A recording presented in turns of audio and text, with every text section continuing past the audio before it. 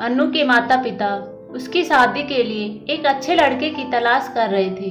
तभी अनु के मामा एक लड़के के बारे में बताते हैं। वो कहते हैं कि लड़के का नाम अमन है, वह किसी कंपनी में मैनेजर के पद पर है और महीने के 70,000 कमाता है। अनु के माता पिता ने लड़के की फोटो देखी तो उन्हें लड़का पसंद आ गया। जब अनु की मां ने अनु को लड़के की तस्वीर दिखाई तो अनु ने कहा, जब आप दोनों को लड़का पसंद है तो मुझे भी पसंद है। अब लड़का और लड़की वालों के परिवार वालों ने मिलकर शादी की तारीख तय कर दी। अनु के माता पिता बहुत खुश थे कि उनकी बेटी की शादी एक अच्छे घर में हो रही है। पूरे धूमधाम से अनु की शादी हो गई। अब अनु अपने बचपन के घर को छोड़कर एक नए घर में चली गई। कुछ दिन बाद अनु को अपने माता पिता और अपने घर की बहुत याद आई। अनु की शादी को अब महीने बीत गए थे। अब उसके पति अमन पहले जैसा व्यवहार अनु के साथ नहीं करता था। अनु से वो चिड़ा चिड़ा सा रहता था। अमन अब न पहले जैसा अनु को प्यार करता और न ही उसकी बातों को मानता। अनु को समझ नहीं आ रहा था कि वो क्या करे। वो बस रोकर अपने दर्द को कम करने की कोशिश करती।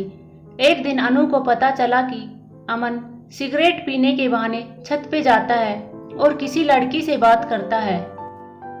जब अनु ने अमन से पूछा कि आप रोजाना छत पे जाकर किससे बात करते हैं, तो इस पे अमन ने जवाब दिया कि वो मेरे ऑफिस का फ्रेंड है, बस उसी से बातें करता हूँ और तुम अपने काम से मतलब रखो, ज़्यादा सीआईडी बनने की जरूरत नहीं है।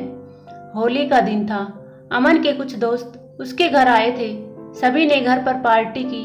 उस दिन अमन का एक दोस्त थोड़ा ज़्यादा ड्रिंक कर लिया था और उसने नशे में अनु के सामने जाकर कहा कि भाभी, आप इतनी प्यारी और मासूम हो, फिर भी अमन भाई दिन भर उस घमंडी निशा से बात करते रहते हैं।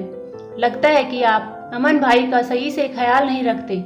ये सुनकर अनु का शक अब हकीकत बन चुका था। अगली सुबह जब अनु ने अमन से पूछा कि ये निशा कौन है और क्या लगती है आपकी? अमन, मैं तुम्हें क्यों बताऊं?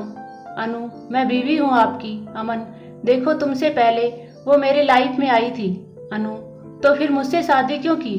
अमन, बस तुम अच्छी लगी इसलिए शादी कर लिया। अनु, अब तुम देखना मैं उस कमीनी लड़की को कैसे सबक सिखाती हूँ। निशा को जब अनु ने कमीनी कहा तो अमन ने गुस्से में अनु को बहुत मारा और उसे कमरे में बंद कर दिया। अनु की सास को सब पता था, फिर भी वह अपने बेटे के सामने एक शब्द भी नहीं बोलती थी। शाम को जब अमन आया तब उसने रूम का दरवाज़ा खोला। उस दिन अनु की तबीयत खराब हो गई, फिर भी उसी हालत में उसने खाना बनाया। अनु ने सारी बातें अपनी माँ को बताना चाहती थी, लेकिन चाहकर भी वह नहीं बता पाई, क्योंकि वह जानती थी कि अगर उसके माता पिता को ये सब बात पता चलेंगी तो वे परेशान हो जाएंगे। अमन अब अनु के साथ नौकरानी जैसा व्यवहार करने लगा। छोटी छोटी बातों पे उसे मारता। अनु अब धीरे धीरे डिप्रेशन का शिकार होने लगी थी। उसके दिमाग में गलत गलत ख्याल आने लगे।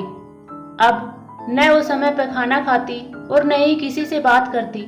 आखिरकार एक दिन अनु ने रूम में फांसी लगाकर आत्महत्या कर ली। अनु ने आत्महत्या का कारण किसी को नहीं बताया, लेकिन उसकी सास को सब पता था कि अनु ने आत्महत्या क्यों की। दूसरी तरफ अनु के माता पिता का रो रो के बुरा हाल हो गया। अनु की मां ने पुलिस को आत्महत्या के कारण उसके ससुराल वालों को ही बताया। पुलिस अमन और उसके माता पिता को पकड़ कर ले गई, लेकिन पैसों के दम पर कुछ ही दिनों में अमन और उसके माता पिता जेल से छूट गए। दोस्तों, जीवन में अक्सर अच्छा दिखने वाला इंसान अच्छा नहीं होता है। उसके अंदर कहीं न कहीं बुराई छुपी होती है और वही बुराई किसी की जिंदगी को बर्बाद कर देती है। कुछ ऐसा ही अनु के साथ हुआ, लेकिन अनु को मरना नहीं था, उसे अपने माता पिता को बताना था और अमन को सबक सिखाना चाहिए था। उम्मीद करती हूँ कि दोस्तों कहानी पसंद आई होगी। कहानी पसंद आई हो तो लाइक और शेयर करना ना भूलें और चैनल पर नए हो तो सब्सक्राइब जरूर करना। धन्यवाद दोस्तों।